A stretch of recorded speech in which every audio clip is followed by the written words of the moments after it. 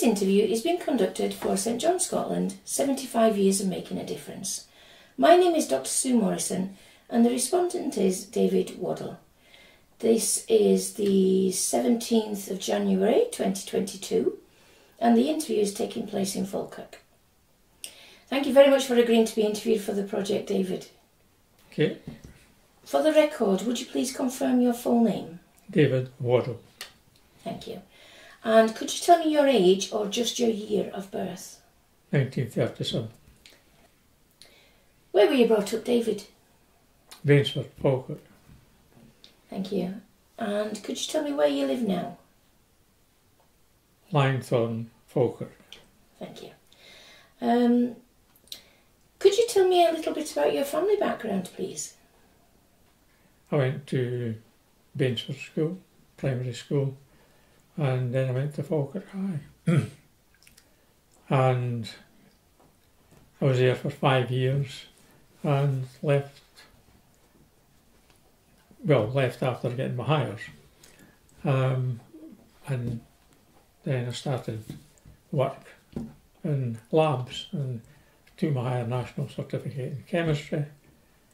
And after I got that, I went to Bahrain. I got a job in Bahrain, so I was there for a short time. 2 or 3 years. The application went to Caltex in London. They were like a service company, but it was the Bahrain Petroleum Company that I was working for, which Standard Oil Company of California was one of the partners in it. Anyway, it was an American company basically, and that was different, you know. It was quite good, a different approach and a different attitude to things.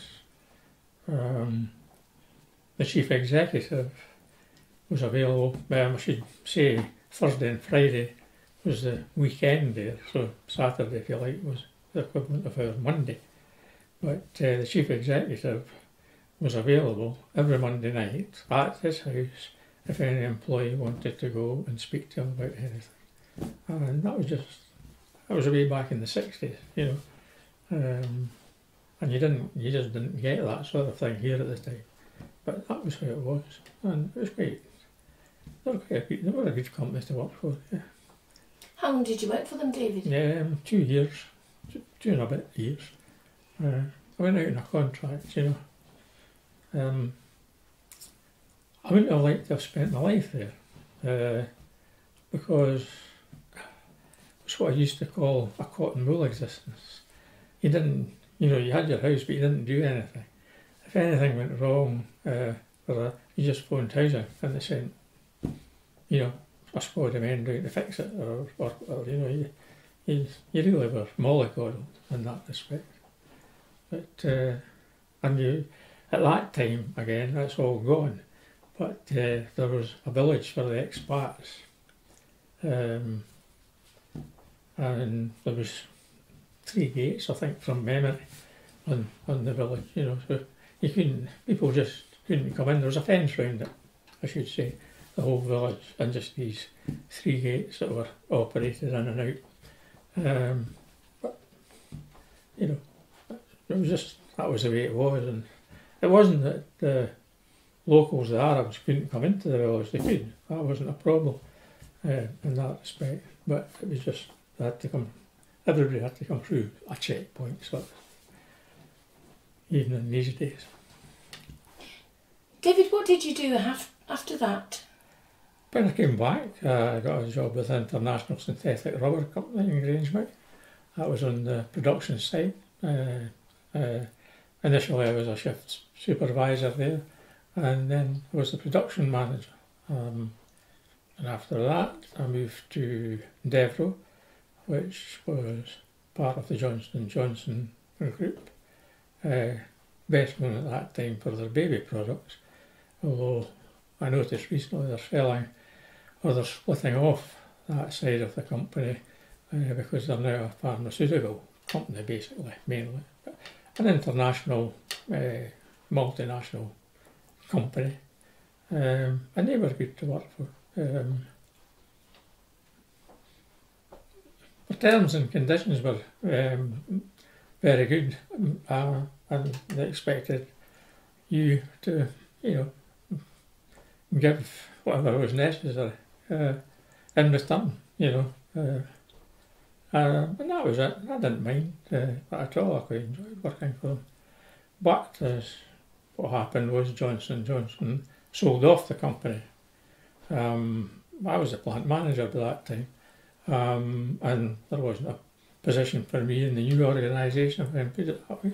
So I was fortunate enough to get a job with, it was Scotvec at that time and became SQA.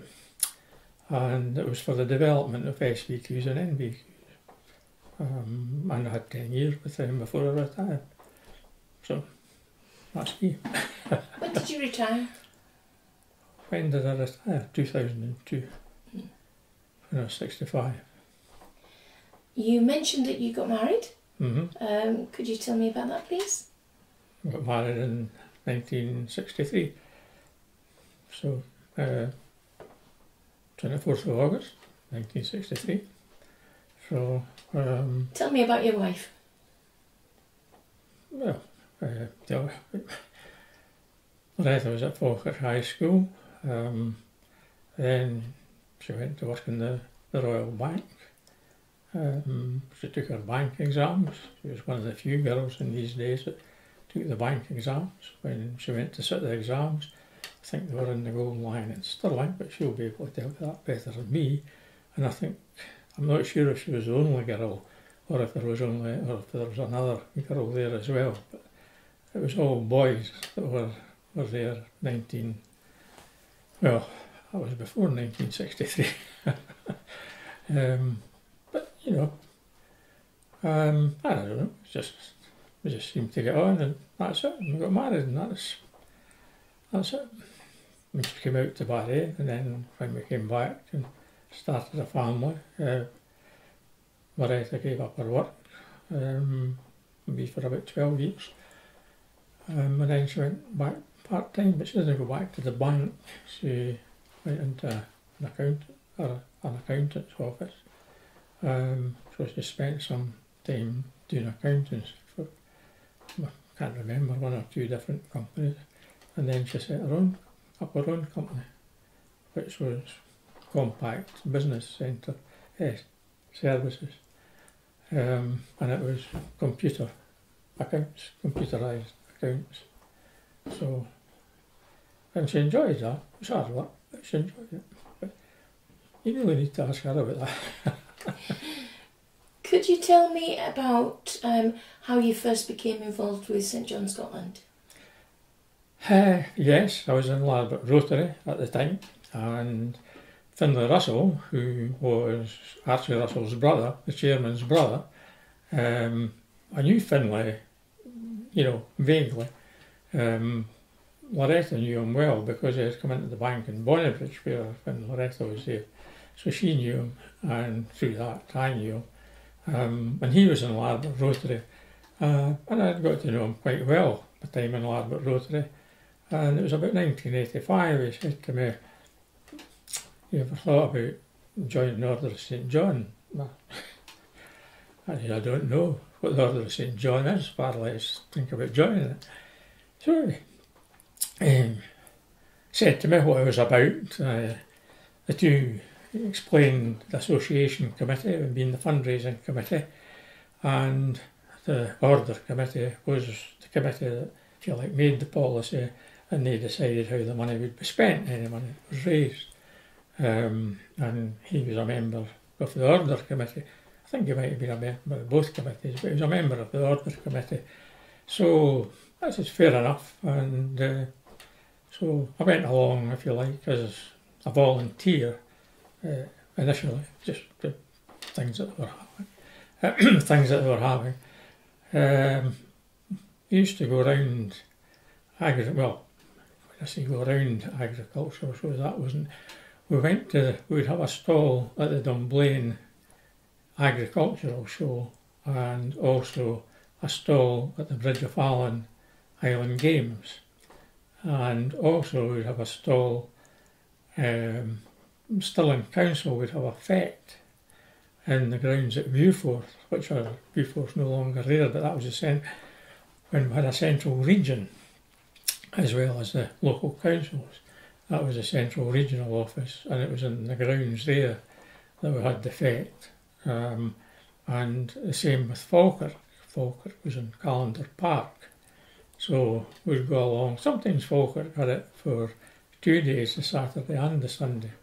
We go along on Friday night and putting the stall up, which is a fairly substantial wooden stall. The fact that Archie was a builder, he had a little flat back that could bring it, but it needed quite a few people to put it up. So anyway, that's how I started off, helping out with things like that and going to the social events and so on.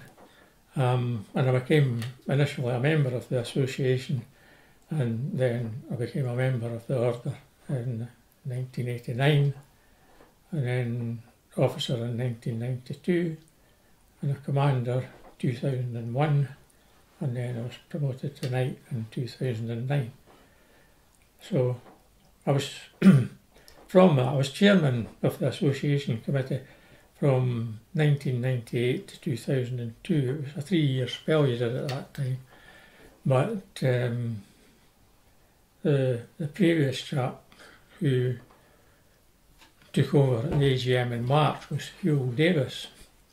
I don't know, I came across him again when I was chairman and going going to the meetings in Edinburgh. He was the chairman of Ayrshire and Arran, but I think he was I can't remember, he was either the marketing director or the managing director at Ingliston. And I don't know, well, he got, I presume, it was a better job, and he went away down to England in May or June.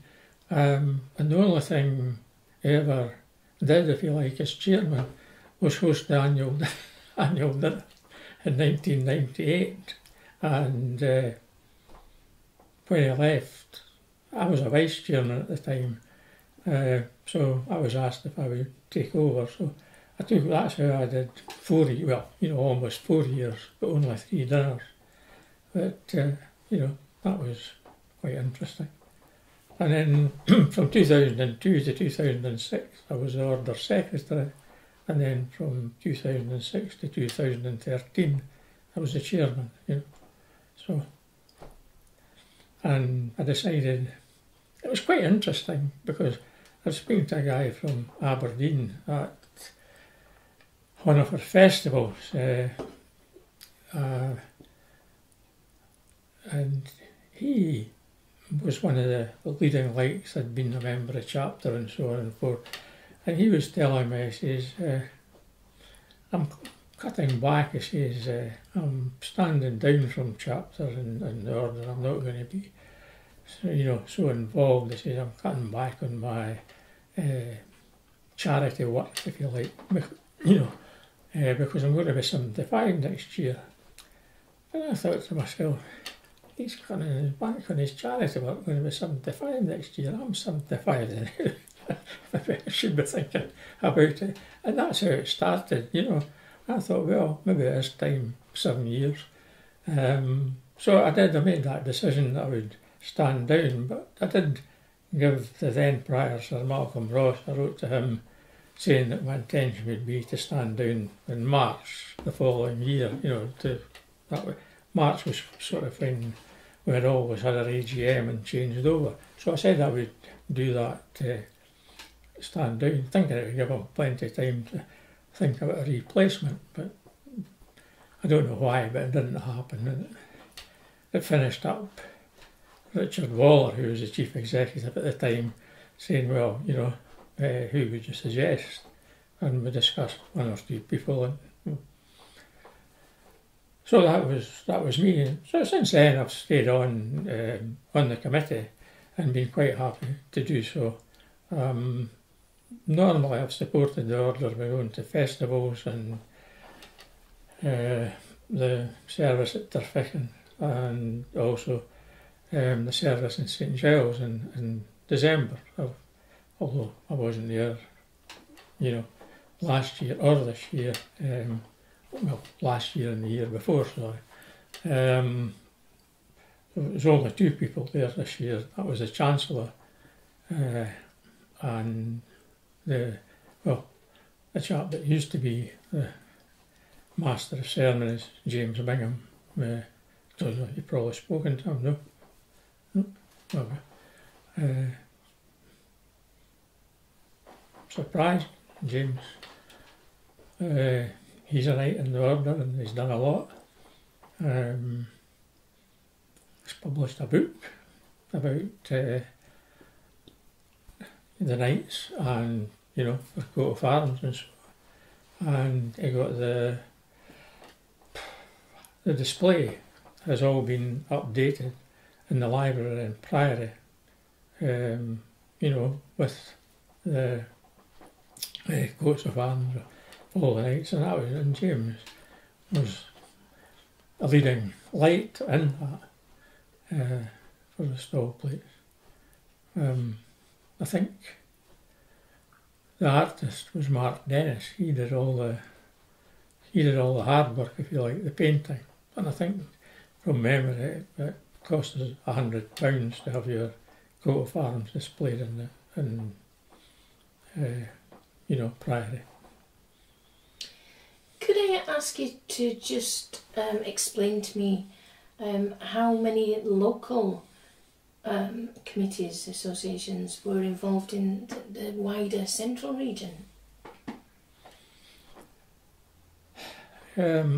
Central region basically covers Stirling council area, Kilmainham council area, Falkirk council area. That's basically the central region. In recent years, the last 20 years, I would say, the focus has seemed to be more on Falkirk than Stirling. We didn't have many people coming in from Stirling. And I remember when I was chairman of the association, I used to alternate the meetings between, because we have the retirement complex at Pomont, and because there was a meeting room within the retirement complex at Pomont, we tended to meet there, and I think that tended to put too much of the emphasis on Falkirk.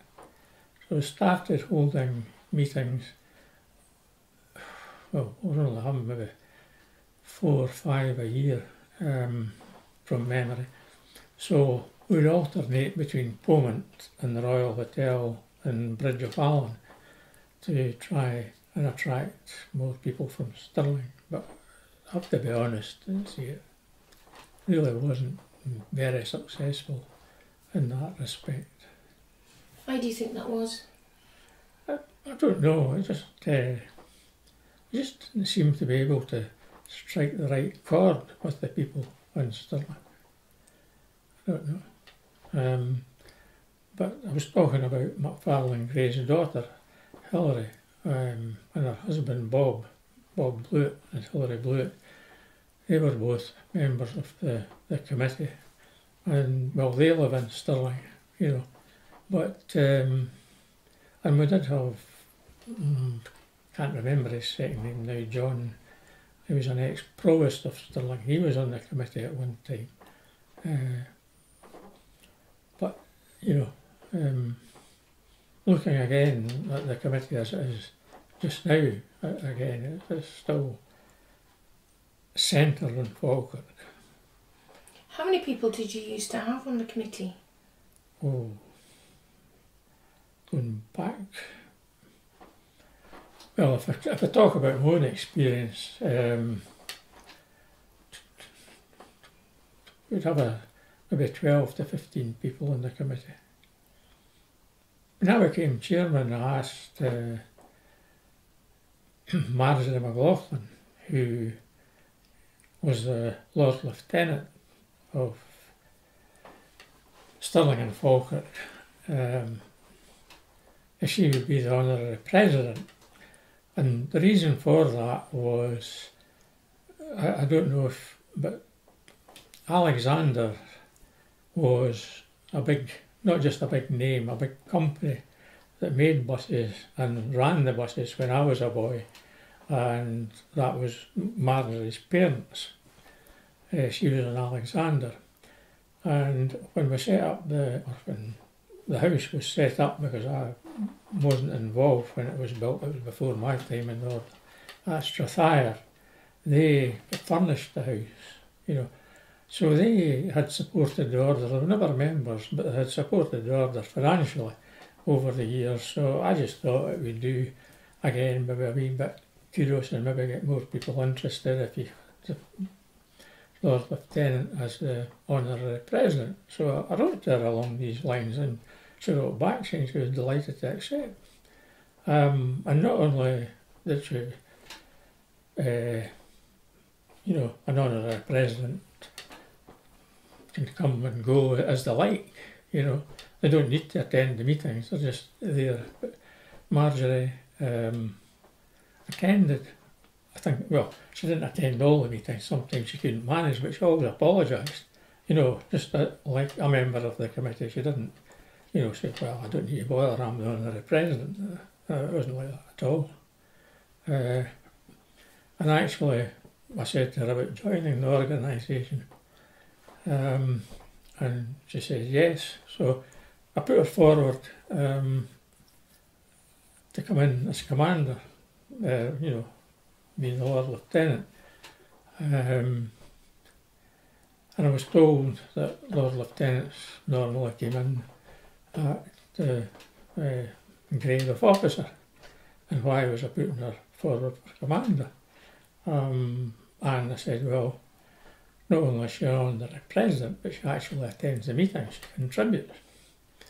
And that seemed to be enough, so she came in as the commander. Unfortunately, she died last year. That, I think it was cancer. I hadn't seen her for quite a wee while. Could you mention some of the activities that you were involved with? Well, going back to when I joined, became a member of the order. I don't know why. I had been at Fiddler's Rallies with the Scottish Fiddle Orchestra and I don't know why, but I felt I wanted to organise a Fiddler's Rally. And I said to Bert Johnson, who was the chairman of the association at the time, what did I think if I organised a Fiddler's Rally for the Falkirk Town Hall? He says, yes, go ahead. He says, you just go ahead and do it. Only advice I'd give you, he says, form a committee. Well, I would have done that anyway because I'd been in Round Table and then Rotary, so particularly a Round Table, if you came up with an idea and mentioned at a meeting, you didn't have an actual fact to twist anybody's arms, you got volunteers, to come on the committee. But anyway, so I did that, and that was, the first time we explained, Loretta said to you about Valerie Dunbar at that Scots night. That was the first time I had come across Valerie, spoke to Valerie. But anyway, in arranging the concert, Valerie said she would come. Her husband, Pete Shipton, he was her agent, manager, as well as husband. So she would come, and she didn't charge a fee. I think she was a member in Glasgow of the order, but she was very supportive of the order in Central, and she agreed to come. And there was Bill Cook was the conductor for I think it was the Stirling Strathbairn Real Society or something. and his wife was the secretary, and they lived in Clipmannon. And I asked them about coming along. He was also the leader of the Scottish Fiddle Orchestra this chap. So I contacted them, and yes, they would be delighted to come along, and that was it. Virtually it was the Fiddlers and Valerie. And we did that 1990, 91 and 92. And got sponsorship for the programme. So managed to get sponsorship. There was a lot of people like with their own businesses. Malcolm Allen was a local butcher. He had 15 shops or something right there. He was a member, but he wasn't. When I say he wasn't an active member, he contributed financially rather than time. And I should say that was said to me. There's two ways you could contribute. You could either give money or you could, work. So you would always get a donation from the likes of him, and Eddie Moffat was another one. Moffat Cookers in Bonnybridge. So that was his business and that sort of thing. I haven't seen Eddie for a wee while, but he's back living in Falkirk. Malcolm's dead now. People like that, so they took, an advert in the programme and things like that, and managed to get the cost covered before a blow was struck. And I think from memory, we made about £3,000. That was in 1990, which was a lot of money when I look back at it now. And we repeated it the next year, and again it was very successful, but the council in the interim had changed the seating in the hall, and the capacity, it was more modern and everything certainly, but the capacity dropped from about 950 to 750, so we still made a profit, £2,000, which was quite good. And that's when I learned you don't go to the well too often. I did it a third year and we barely scraped £1,000. Just went once too often and that was it. But no, it was very good. And the other thing that I started, this was me personally, as opposed to just doing, like I mentioned, with the fetes and things like that. You had ceilidhs, you had silent auctions, you had, I can't remember, as many, different things. I'm sort of concentrating on the things that I was organising or I was taking the lead on.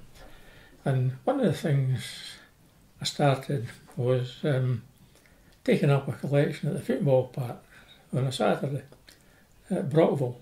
And that was very successful. For an hour, from 2 o'clock or just after 2 to 3 o'clock when they were going in, you could take £300 in that hour. And if you were in the shopping centre, the Howgate in Falkirk, or on the High Street, you could be there all day, and maybe not even take that.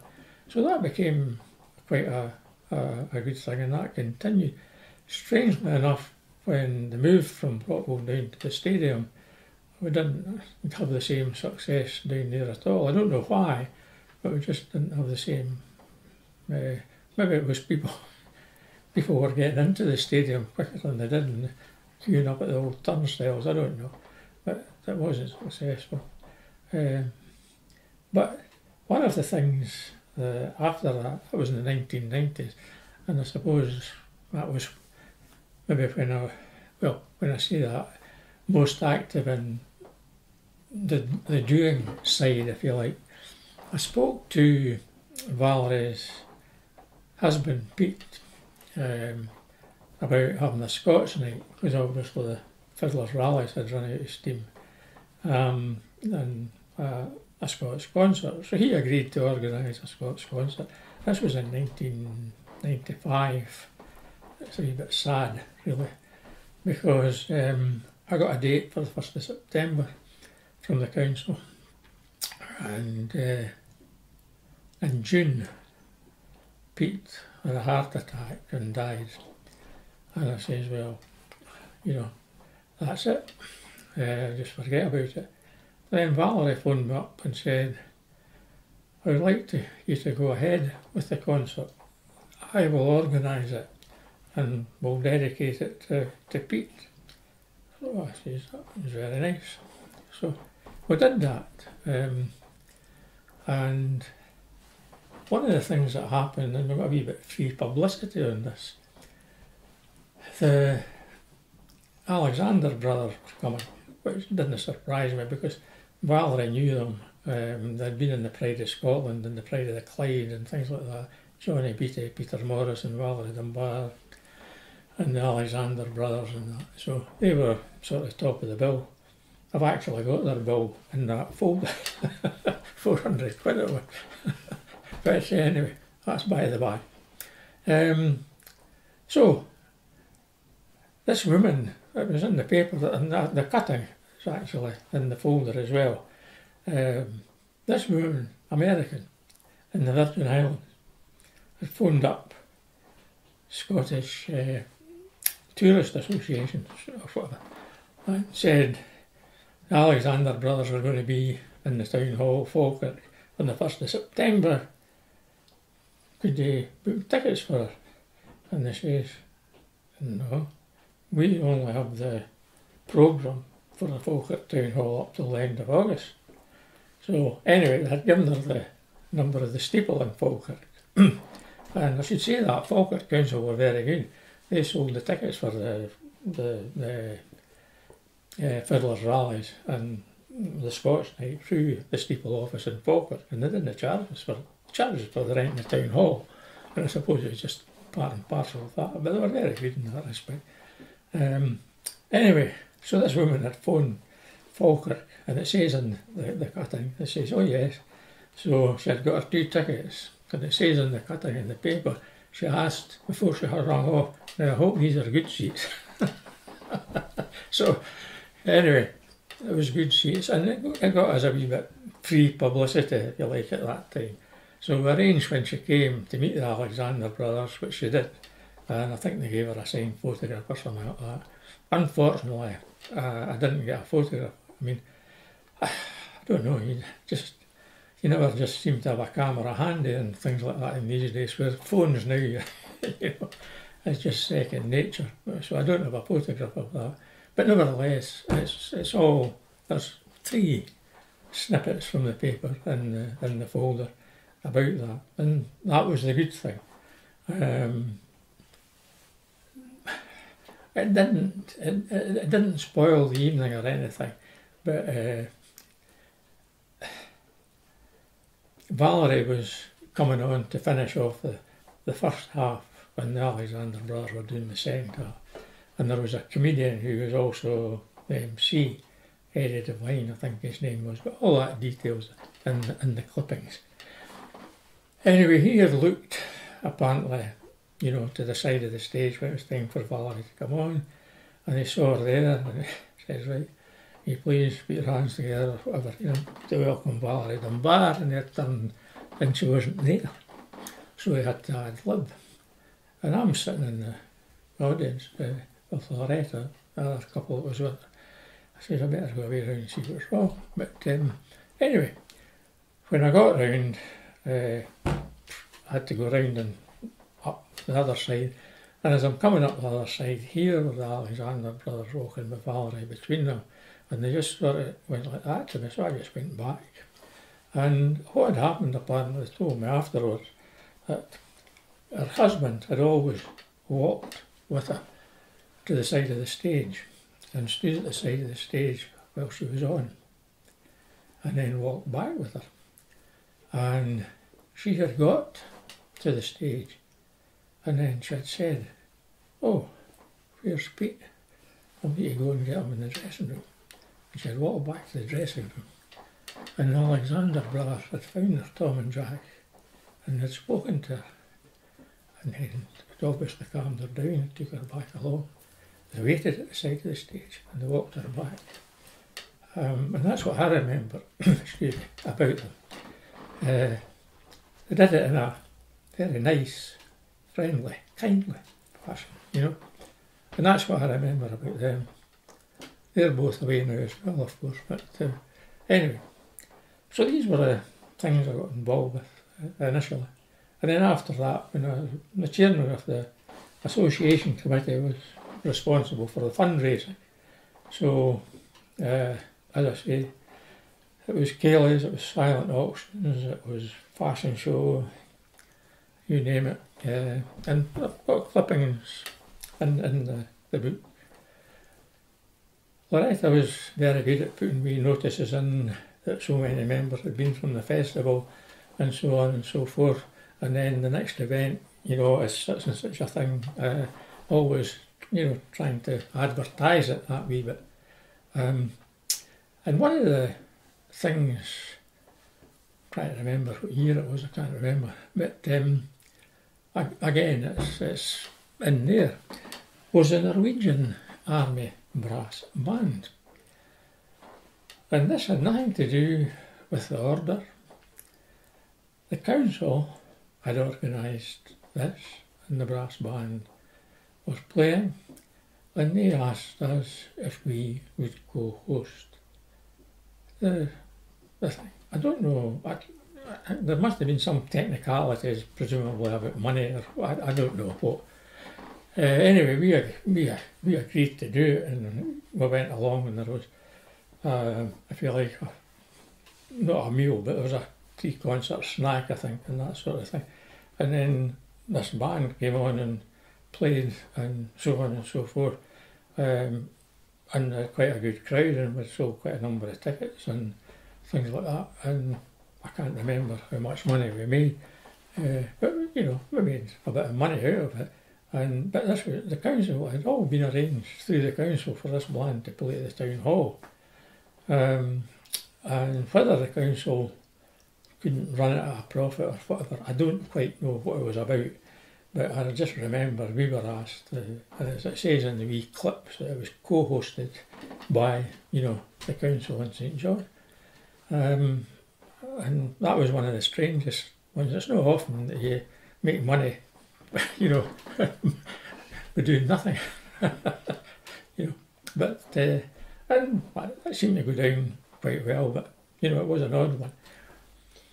Could you tell me what the order spent its funds on?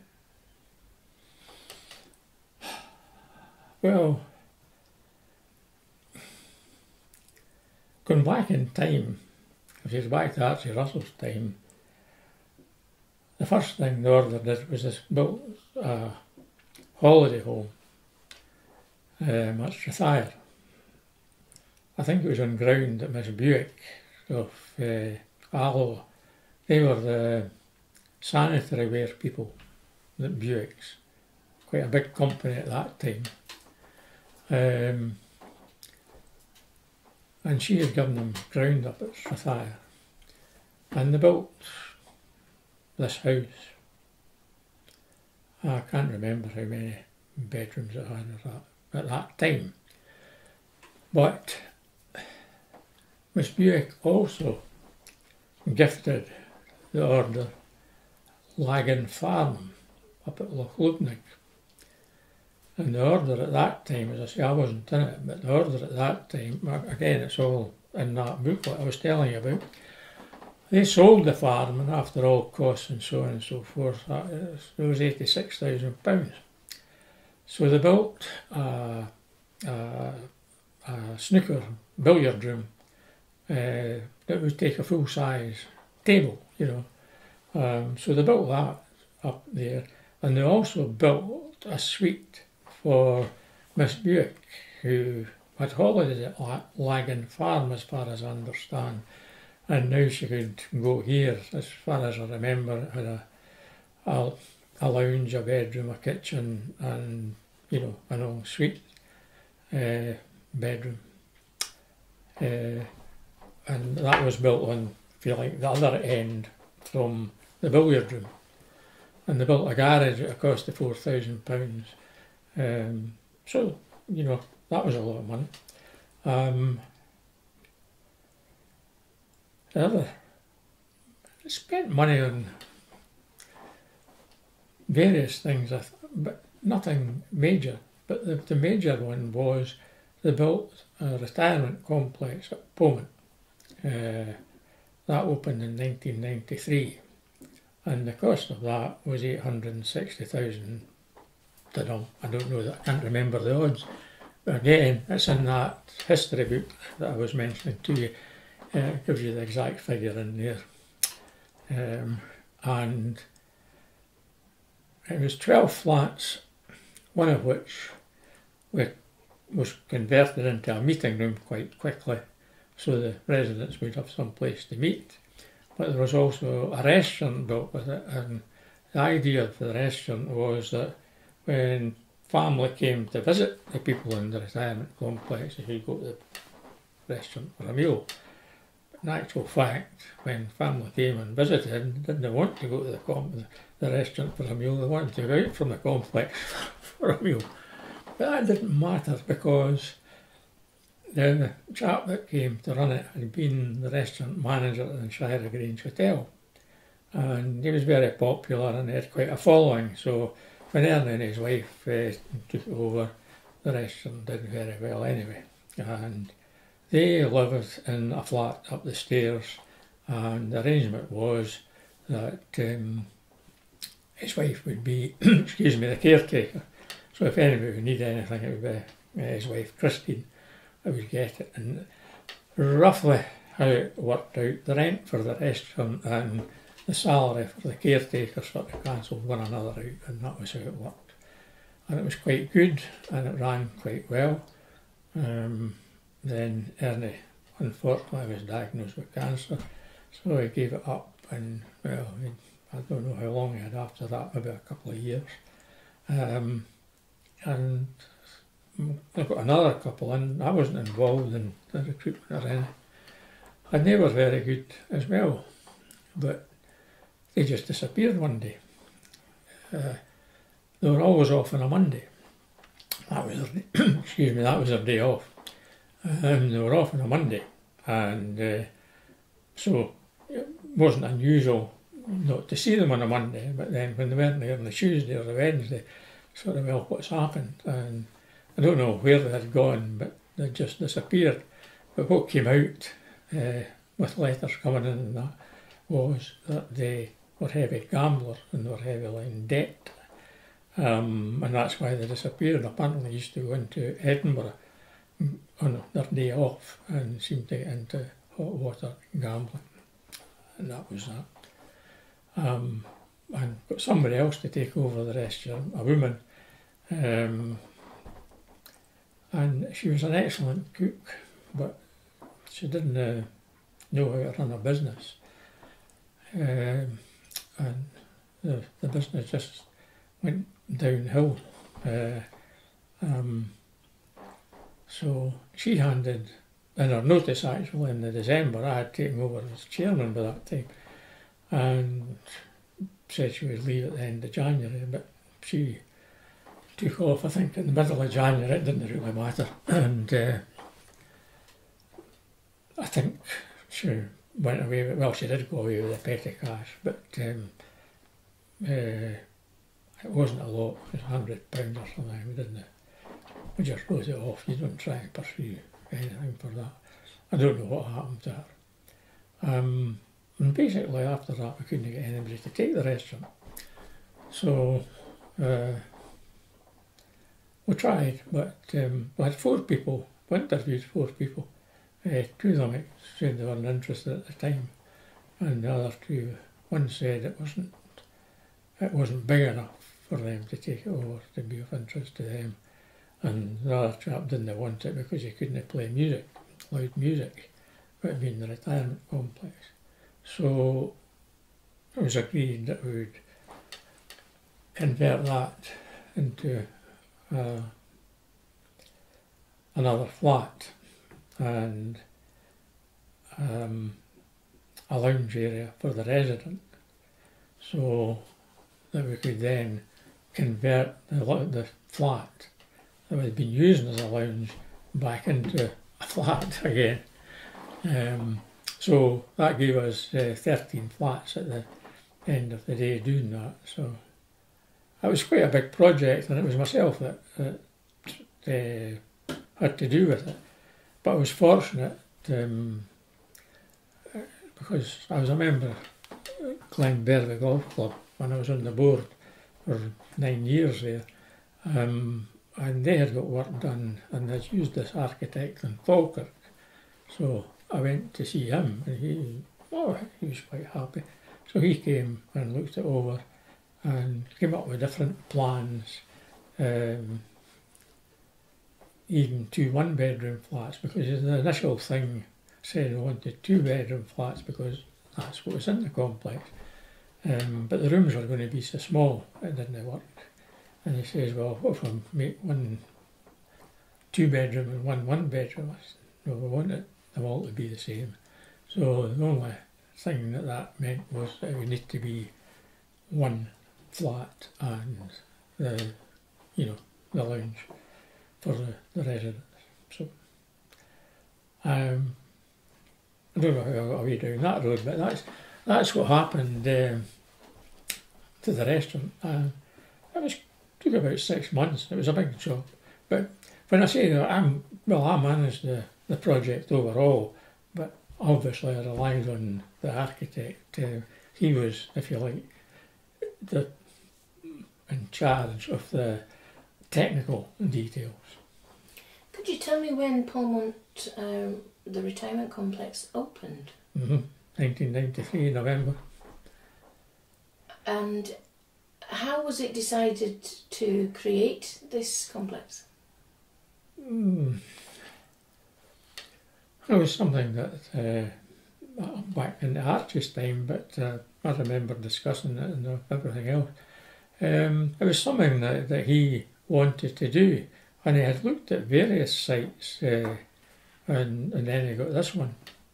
And as I say, being a builder himself and that, obviously, he had the expertise, if I can put it that way. But I think the driving force, if I can say, Archie was driven by the fact that Glasgow and Edinburgh were much larger areas than Central and could do a lot more. And he wanted to, if you like, be able to compete with them, I think was his motivation. And Glasgow had 3 retirement complexes at one time. They don't have any now. Edinburgh had 1 and they don't have any. But Polmont's still going.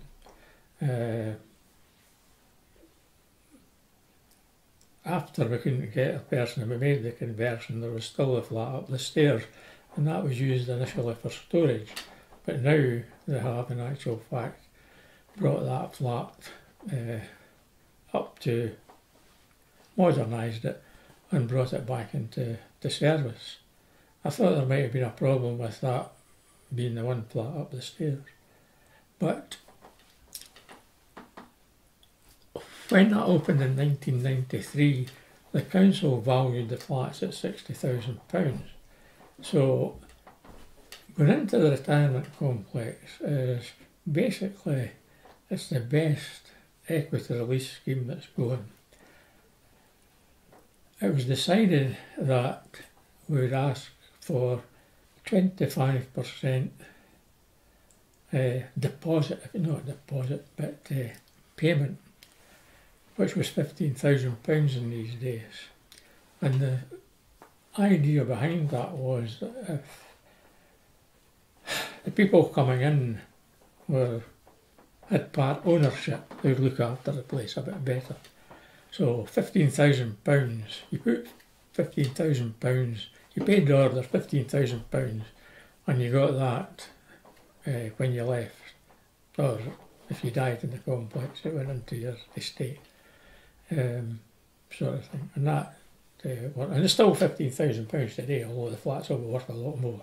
But we've never changed it. We just left it at that. So that's what happens. People sell their house, they put the £15,000 down, and they've got the rest of the money out of their house to do what they like with, whether it's to give it to their family or whatever, holidays or general living, I don't know. How were residents selected?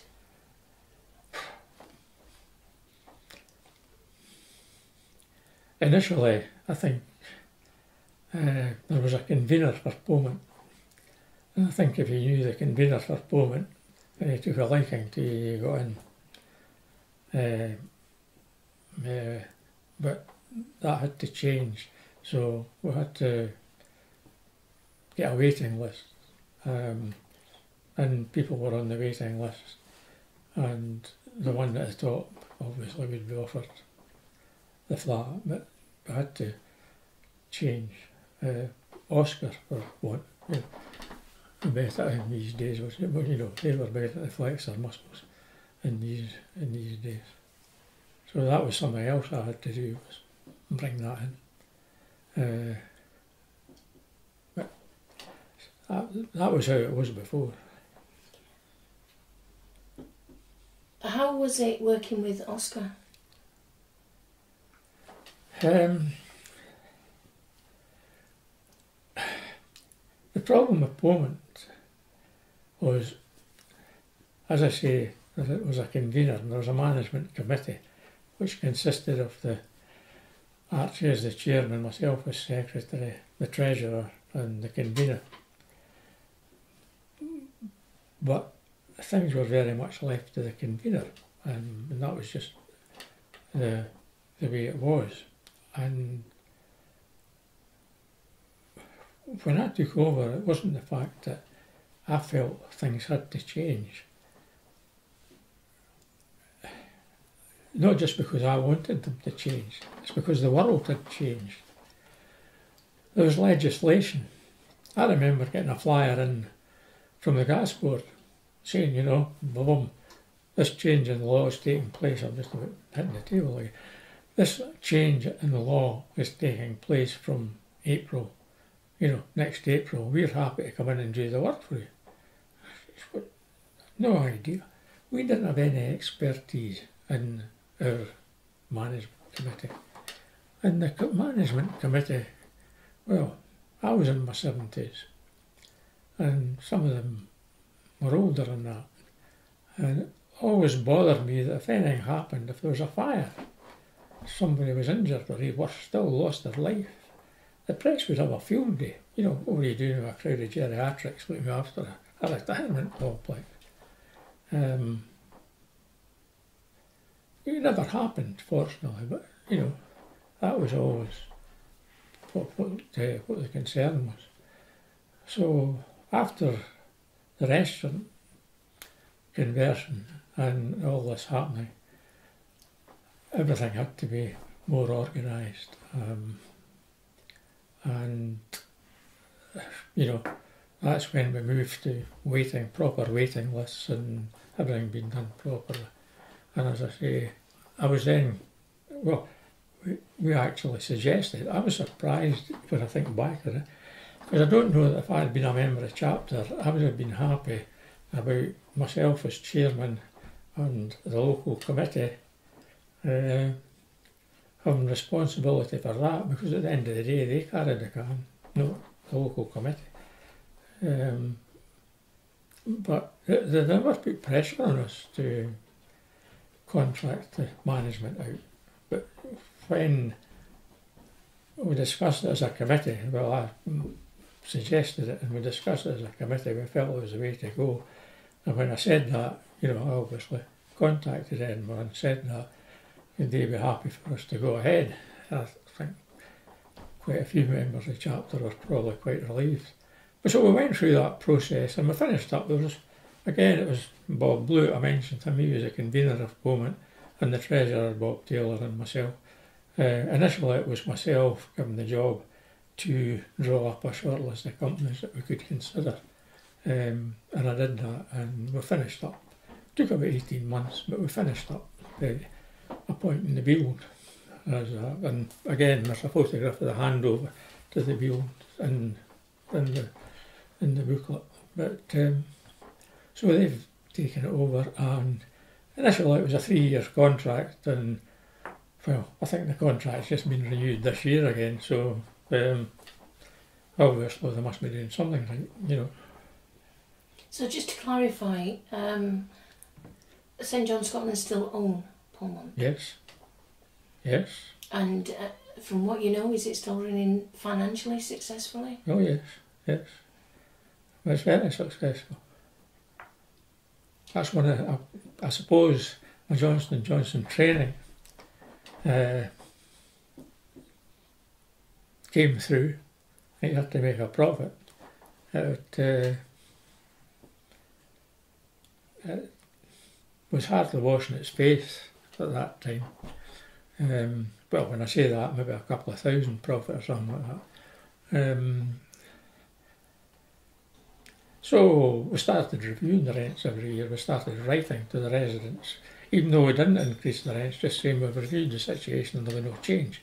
We felt that had to be done just as opposed to nothing being done, you know, and just out of the blue saying, well, after 5 years or 6 years we're increasing the rent. You know, we just felt that we should keep in touch with them every year, and that's what we did.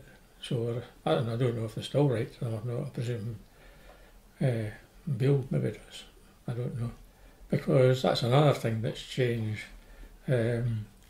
Used to do all these things locally, but everything has been moved to head office.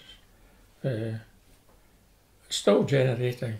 We don't talk about profit nowadays, we talk about surplus. And the surplus is 30,000, over 30,000. And it's good. I didn't just increase the rents for the sake of increasing the rents. I used a retirement complex down at Carn. I can't remember who operates it now, but it was very similar to our place, 2-bedroom flats, and they get all their hot water paid for, but they pay their own electricity and they pay their own council tax. And it was the same down there. And I benchmarked the complex here against them, and allowing for the fact that the residents had a 25% share, therefore the rent should be roughly 25% below what others were charging, and I used that as a benchmark and increased the prices accordingly. And as I say, that and with other savings which we were able to bring in, and certainly when they changed the build, there was big savings on the heating, because they would negotiate a contract, you know, for the whole of Scotland, or their places throughout Scotland, and obviously get a much more competitive price than we could get from an individual supplier. But I don't know, that's generating money. But of course, initially it was a big spend. Other things that cost £14,000 to develop that, moving forth recently. And we gave money to, again it's all in there in photographs, we gave money to the Seagull Trust, £5,000. They had a boat for handicapped people, but the lift, I think from memory, the lift for getting wheelchairs on and off wasn't up to standard. So we said we'd pay for that. I think that came out. We gave them two donations, one of 5,000, one of 3,000. And we asked if the order St John name could be put in the boat. And it was, the boat's called the Marion Seagull, and they said no. It was Mrs Salveson who in actual fact had donated the boat, and hence the name Marion Seagull, and they weren't taking her name off, and I quite agreed with them. But what they did say was they put the logo, the St John logo, on the boat as well. But that's, I don't know. But you see, in these days,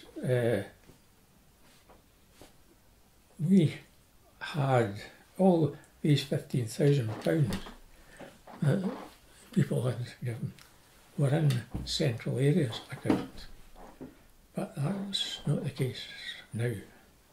Everything goes to Edinburgh. So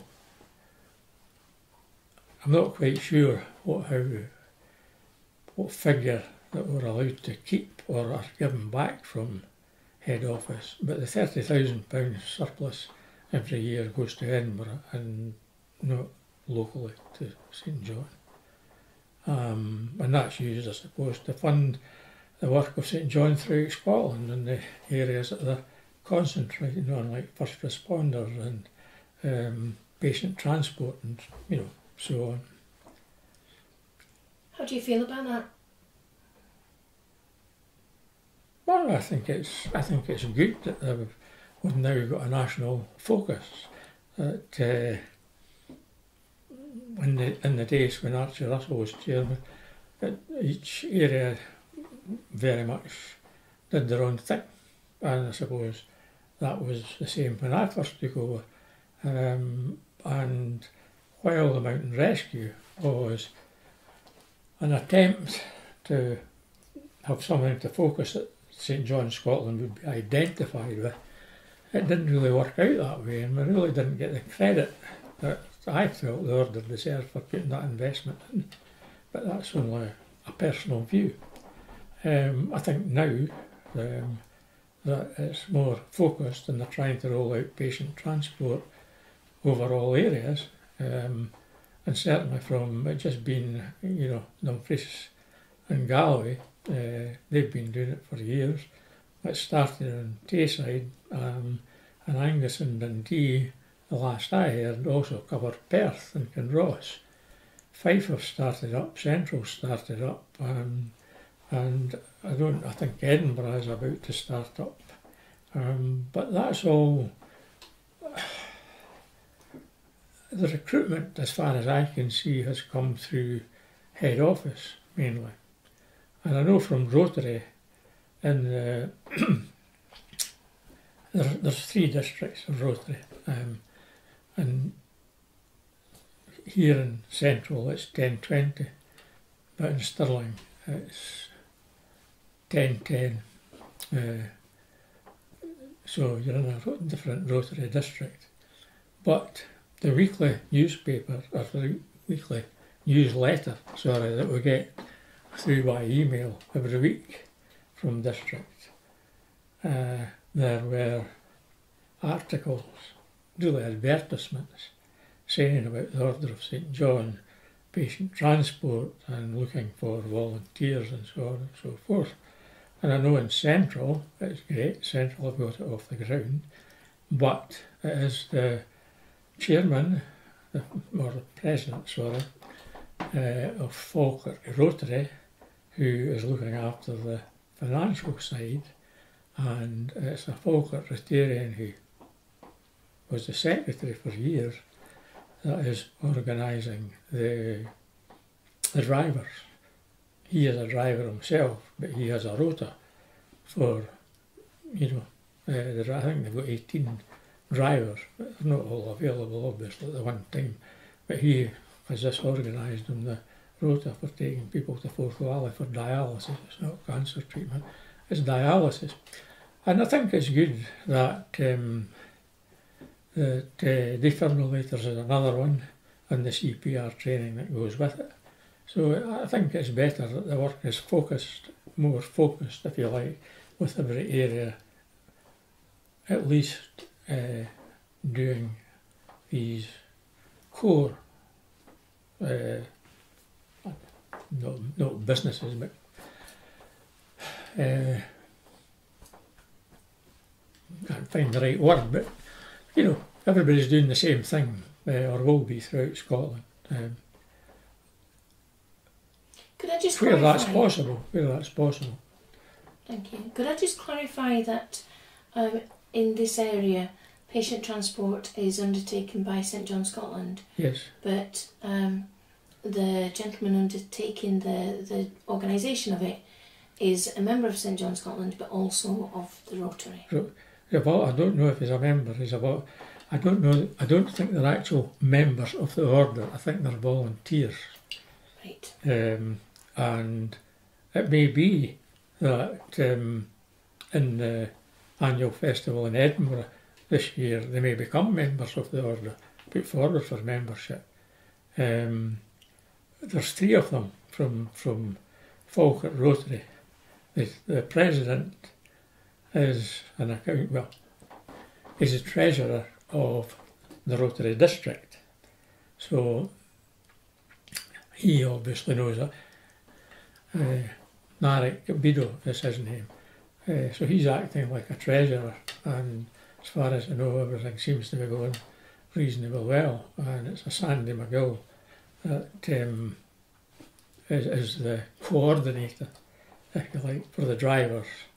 And there's another chap, Andrew Niven, who's looking after the CPR training. So it's not actually been, if it had been only the branch, dare I say it, I don't think we'd have been as far down the line as we were. But I think this has been done more through, if you like, head office, and head office advertising, for want of a better word, in a wider area, and probably also having information meetings, and that way recruiting. I'm not saying that the local areas wouldn't be involved, but it would be, and I don't mean that, when I say in a secondary role, I don't mean that as a, as a fault, more a support role with head office taking the lead. Now that's how I see it, but I don't know, I'm not close enough to know. Thank you for sharing all this information with me, David. Could I ask you, what is your favourite memory of your involvement with St John Scotland?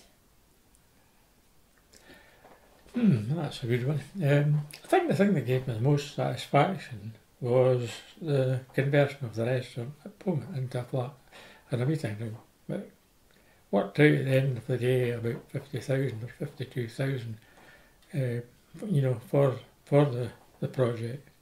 I don't know what the rent is now, but at that time the rent was about £500 a month, so that was 6,000 a year. So if you base it on that, 8 to 9 years you've got your money back. And that was 2008, I think, 2009, about that. So, it's been a successful, I would say, a successful development in that respect. I'd like to take a slightly different tack now. Mm-hmm. Would you tell me how you felt when you were asked to become a member of the Order of St John? I felt it was a privilege, because after Finlay spoke to me about it and said what they were all about, I really felt, it was a very worthwhile organisation. And the people that were involved in it locally at that time, wouldn't say they were the pillars of society, that's putting it too strong, but they were prominent business people, mainly at that time. How long were you volunteering before your investiture? 4 years, 1985 I think that was, and I was a volunteer and then a member of the association, which was, I think you paid £10 or something, and that was life membership. It wasn't an annual thing or anything like being a member of the order. Could you tell me about your investiture? In London, it was a night. Oh no, sorry, start at the beginning and then tell me about your promotions. Oh, right. Please. Well, as I say, 1989, I can't remember actually where it was, but and the prior at that time was Lord Arbuthnot. And as I say, it was all a very, if you like, formal occasion. And the festival is a formal occasion. And there are representatives from the Lord Lion's office at every festival, and the procession comes in to the fanfare of trumpets or buglers, and that sort of thing. It's a very, I don't know.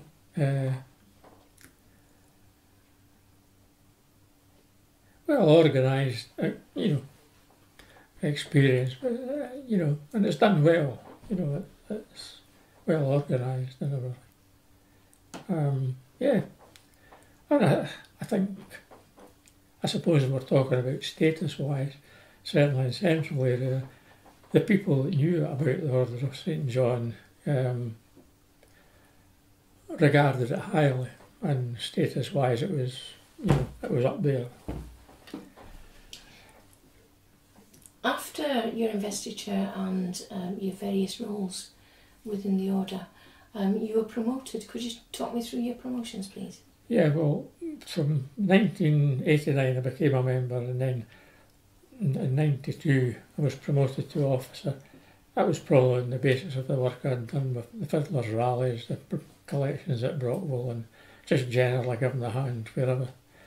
The rules were, and I think still are, that although I've just contravened the rules, that you shouldn't be promoted to the next grade for 5 years, although that was 3 years for myself.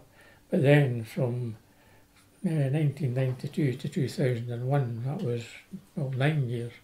And then 2001 to 2009 was 8 years. So, but I don't know if the rule's written down any place, but there's an unwritten rule that you shouldn't be promoted from one grade to the other in less than 5 years. I don't know if that's still in existence. Each promotion was very good, but all my other promotions were during the time of Sir James Stirling being the prior. I haven't seen him and his wife for a wee while, but he was still going strong. Could you tell me about your knighthood? Yes, the investiture. It was in London, in the Order's own church in Clerkenwell, which dates back, I think, to about the 11th century. During the war it was bombed and the church itself was destroyed, but the crypt is still there, way down underneath. From the outside, it's not a very imposing building. It's not the stone buildings that you get up here as churches. It's a brick building after the war. But when you go inside, it's absolutely beautiful. Absolutely beautiful. And then there's this stairway going way down to the crypt.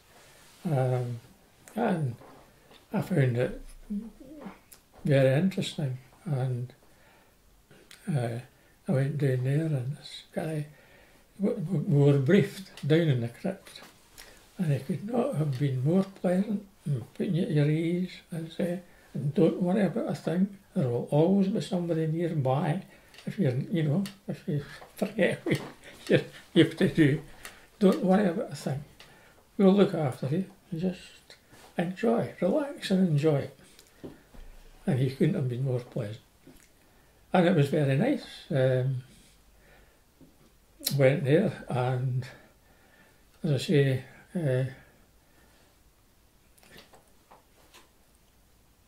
when you're called, you get up, and from memory, they put the mantle on, and you walk forward, and you had to kneel, and it was the Duke of Gloucester.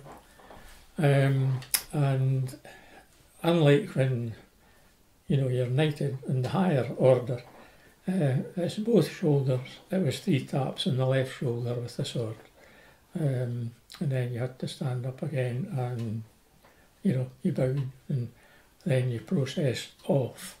And when you went up the middle aisle, as I recollect, when you got to the back of the church, they whipped the mantle off you for you to go back to your seat. That was to go on the next person coming along. But they were all very organised, and it was all very pleasant. And as far as I was concerned, or we were concerned, it was we made a wee holiday. We went down for 2 or 3 days, and it was a great experience. Yeah, absolutely. Thank you, David. That's all of my questions. Is there anything else you would like to tell me? So I think I've covered most things. I made some notes, as I say, that were gone by the board. Sherry parties. I miss sherry parties. Oh goodness. The late Joyce Frost was never forgiven me for that. Do you want to tell me about that? Her sherry parties were famous. Apparently they'd started with Morton. Morton had started them, and when he died she carried on. And, well, it was sherry parties, but it sort of really was, at the end of the day, it was wine and snacks and things like that. And it was quite interesting because it was always at Joyce's house, but her cousin Jeanette Smith, who was another Alexander, was always there. They did it together, the two of them, and Joyce's sister Marjorie. That's where I first met Marjorie, at these sherry parties. And I don't think she was the Lord Lieutenant at that time, or maybe she was the Lord Lieutenant just before Joyce died, possibly. So it's no, but these were good. And we had them it was one every year. It was in August every year, and that was it's in the clippings. £800 one year, £700 another year. And that was just from a group of people in the house, and so on. And it was just a nice social occasion for you to chat. You'd be having a glass of wine or whatever, or sherry if that was your preference, and that, and eating, And we put notices in. Loretta would put notices in the paper about attendance at festivals. So many people from Central area went to the festival, and it just always kept the name going in front, and then it was always put in the next event as the number, So that way, just tried to keep it going and always keeping St John's name in the forefront.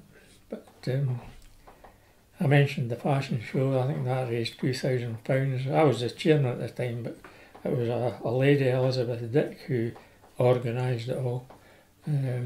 Unfortunately, she just died recently as well. I saw her name in the Falkirk Herald when she did die. But I noticed in the yearbook, people that have lost it, both Marjorie and Elizabeth's names were there in the last yearbook. Just a pity. Oh, I didn't mention the stall at the Highland Games. We had a stall at the Highland Games. This was the chap I mentioned earlier, Hugh David. So Archie was all for having that, and Archie had a big, I was going to say mobile home, but he had that there, and that was super because you could go in and have a cup of tea and things like that at Ingliston.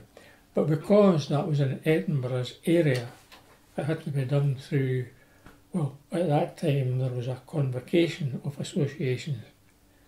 We met twice a year, all the associations, and it was just really to say what you were doing and different things, so you could share ideas or see what other areas were doing, as far as fundraising. That was the idea behind it. So the guy that was given the job of administering it was the convener of the convocation of associations. But again, it was Hugh Davis that was organising it on behalf of Central. But the benefit for Central was that the manning up for these 4 days was done between Central and Edinburgh, and it was great to have the support of Edinburgh, because trying to do it from Central alone would have been very difficult for 4 days. But both Loretta and I were there, and she'll maybe mention it as well.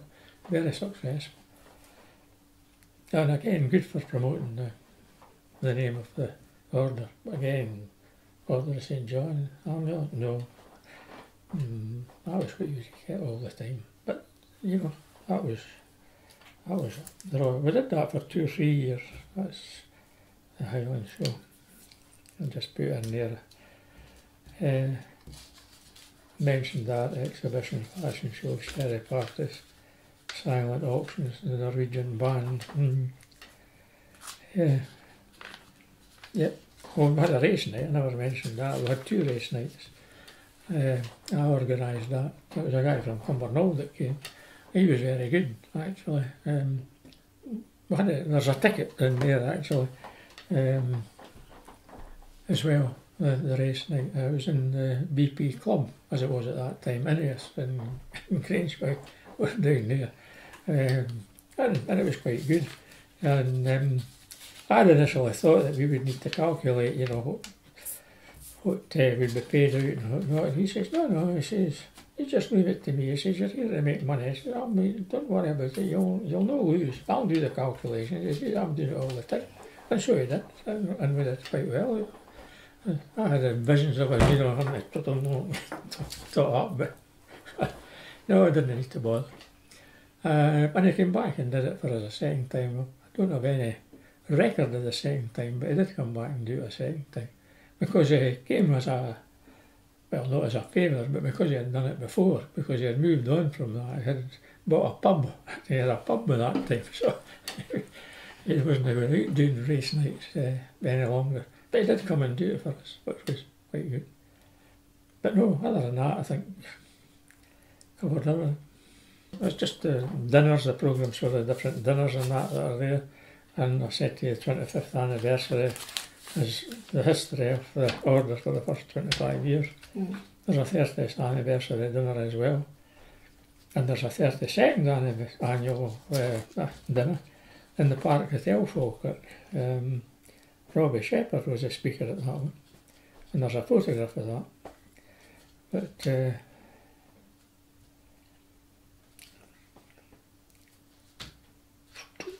a celebration of the work of St John on the 30th of October.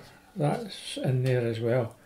That was a church service like the festival, and that was when James Stirling retired as the prior, and we had the induction of Malcolm Ross as the new prior, and after that, that was in the church. Oh goodness, imagine forgetting the name of the church. It's just opposite the head office, across the road, down the road a wee bit. Anyway, and then it was down to Holyrood Palace for afternoon tea, and then there was a dinner up, I think it was the 101 Club, to celebrate James Stirling's retirement in the evening. And the Duke of Gloucester was at all these events. He was up, he was at all these events. And I remember when we were waiting to process from the priory down to the church, you went out and you went up because the St John logo's in the road, and you process up and round that and then down. And of course the traffic's all stopped, and certainly there was more policemen about because the Duke of Gloucester was there and so on. But I remember him, I think he's an architect, the Duke of Gloucester, and James Stirling was a qualified charter surveyor or something. And the priory had been closed for a spell for work to be done on one of the walls. And I don't know how I was standing next to him. Presumably I must have been speaking to James Stirling when the Duke came across. But anyway, the two of them got into conversation, technical conversations about all this that had been going on. You know, it was way above my head. I didn't know anything about that. It certainly wasn't nothing like it. Was a much more complicated than in actual fact converting a restaurant into a flat. But I was just of that recollection, the Duke of Gloucester. But, and Loretta always goes on about that night in the 101 Club. The Duke of Gloucester had different food for everybody else in the place. She was sitting up, so you just see him. So he had a special menu, and that's fair enough. One last question.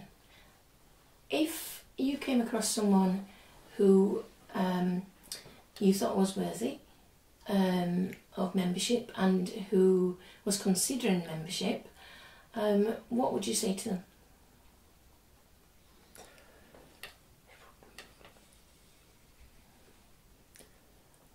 I would say that they shouldn't hesitate. They should join. Well,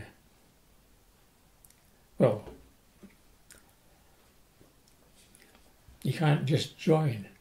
But if they've got an invitation initially to be a volunteer with a view to membership, then they should grab that opportunity, because you'll find it very worthwhile, and I would hope if they participate as they should participate, or will get the opportunity to participate, then they'll find it very worthwhile. Thank you very much, David. It's been lovely speaking with you. Yeah, well, I've enjoyed it too. Thank you. Thank you. Enjoy the sound of my own voice.